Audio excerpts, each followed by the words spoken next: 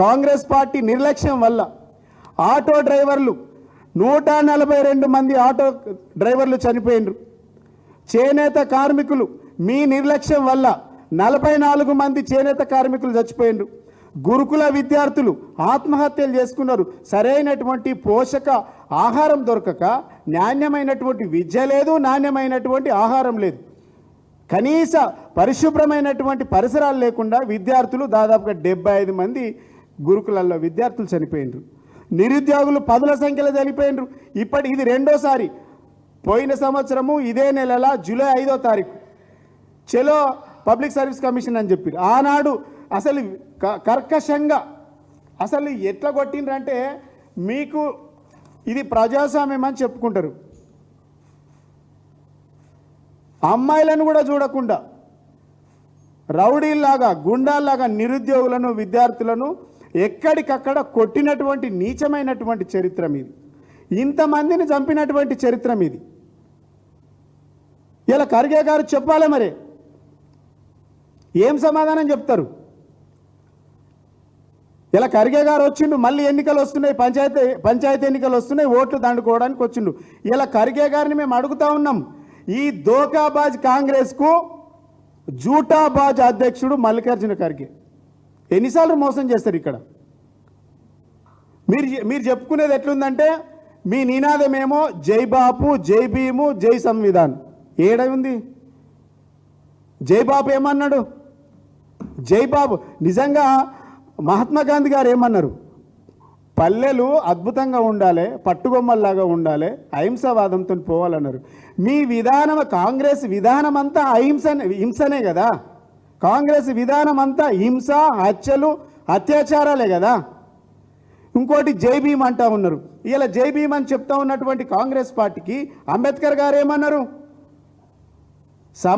సమాన హక్కులు ఉండాలి, అందరూ సమానత్వం ఉండాలని చెప్పిండు.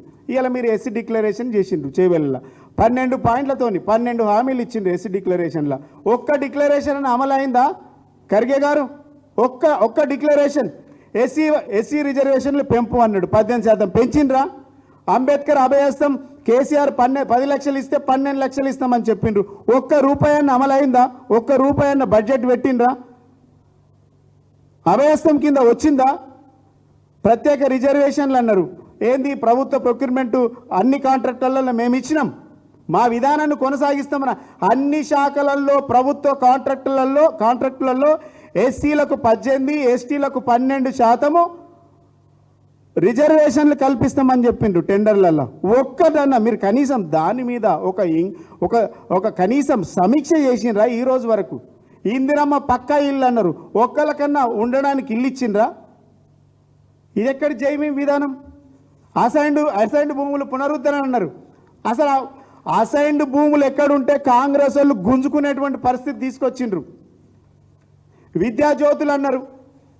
ఎస్సీ ఎస్టీ విద్యార్థులు 10 పాస్ అయితే 10 ఇస్తాం, 11 పాస్ అయితే 15 ఇస్తాం, ఏంది డిగ్రీ పాస్ అయితే 25 ఇస్తాం, ఎంపీలు పిహెచ్డి పాస్ అయితే 1,00,000 ఇస్తాం అని చెప్పిండ్రు. ఎవరికి ఇచ్చిండ్రు? పీజీ పాస్ అయితే 1,00,000 ఇస్తామన్న ఎంతమంది? పోయిన సంవత్సరంలో ఎంతమంది పాస్ అయ్యారు? మీ 2 సంవత్సరాల కాలంలో ఎంతమంది పాస్ అయ్యారు? డిగ్రీ, ఇంటర్మీడియట్, పీజీ, పిహెచ్డీలకు ఎంతమందికి మీరు పైసలు ఇచ్చిండ్రు అని ఇలా ఖర్గే గారిని మేము ఈ పార్టీ తరఫున ఈ వేదిక నుంచి నిలదీస్తూ ఉన్నాం. ఈ కాంగ్రెస్ పార్టీ ఓట్లేసి దండుకున్నది, ఈ ప్రజలను, ఈ ప్రాంతాలను నమ్మించి మోసం చేసింది, ఓట్లు దండుకుంది, మళ్ళీ ఓట్లు వేయించుకోవడానికి మళ్ళీ వస్తూ ఉన్నది. ఇవన్నిటికీ సమాధానం చెప్పాల్సినటువంటి అవసరం ఉంది. యూత్ డిక్లరేషన్ చెప్పిండ్రు మీరు. యూత్ డిక్లరేషన్లో నిరుద్యోగులను మోసం చేసిండ్రు. 2 లక్షల ఉద్యోగాలు ఇస్తామని చెప్పిండ్రు. ఒక్క ఉద్యోగం అన్న వచ్చిందా? అదనంగా మీరు చెప్పినటువంటి ఒక్క ఉద్యోగం. ఇలా నిరుద్యోగులను మోసం చేసిండ్రు. వాళ్ళని కరివేపాకులాగా వాడుకొని వదిలేస్తూ ఉన్నారు మీరు. మీ కాంగ్రెస్ పార్టీ కార్యకర్తల కంటే ఎక్కువ నిరుద్యోగులు పనిచేసిండ్రు. ఇలా నిరుద్యోగులు పాంప్లెంట్లు వంచిండ్రు, ప్రచారం చేసిండ్రు, కార్యకర్తల్లాగా పనిచేసిండ్రు.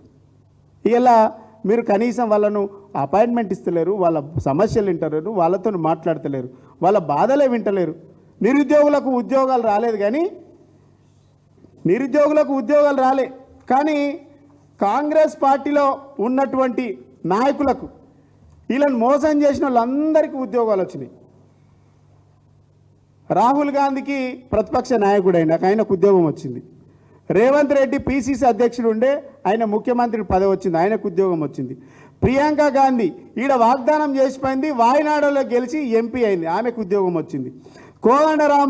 కోదండరామరెడ్డి ఆయన తెలంగాణ ఉద్యమంలో పాపం మంచోడే ఉండే, ఇలా ఖరాబ్ అయిపోయింది, కోటి రామరెడ్డి అయిపోయింది. ఆయన నిరుద్యోగుల పక్షాన మాట్లాడతలేడు. నిరుద్యోగులకి ఇలా డోక మాటలు అబద్ధాలు చెప్పి ఇలా తెలంగాణ పైననే విష ప్రచారం చేసే ప్రయత్నం చేస్తూ ఉన్నాడు. చిన్న పదవి కోసం ఆత్మగౌరవాన్ని తాకట్టు పెట్టిండు కోదండరామరెడ్డి గారు. ఇలా ఆయనకి ఎమ్మెల్సీ ఉద్యోగం వచ్చింది. బల్మూరు వెంకట్కి ఎమ్మెల్సీ ఉద్యోగం వచ్చింది. రియాజ్కు గ్రంథాలయం చైర్మన్ ఉద్యోగం వచ్చింది. ఆక్నూరు మురళికి విద్యా కమిషన్ చైర్మన్ అయిండు. చింతపండు మల్లేశం కూడా ఉద్యోగం వచ్చింది. వీళ్ళంతా ఏడిపోయినారు దొంగలు. ఈ ముఠా అంతా ఏడికి పోయింది. నిరుద్యోగుల జీవితాలతోని ఆడుకొని ఉద్యోగాలు సంపాదించినటువంటి ఈ కాంగ్రెస్ ముఠా సభ్యులంతా కూడా ఇలా వాళ్ళ మీద అరెస్టులు చేస్తుంటే మాట్లాడరు, వాళ్ళపైన దాడులు చేస్తుంటే మాట్లాడు, వాళ్ళపైన అక్రమంగా కేసులు పెడుతుంటే మాట్లాడు, అమ్మాయిలను కూడా చూడకుండా కర్కశంగా లాఠీ చార్జీలు చేస్తుంటే కూడా మాట్లాడనటువంటి దగుల్బాజీ దద్దమ్మలు ఇలా వీళ్ళందరూ కూడా మౌనంగా పదవులు రాగానే పదవులకు పెదవులు మూసిండ్రు అనేటువంటి చరిత్ర కాంగ్రెస్ పార్టీకి ఉండే. ఇలా నిజమైంది.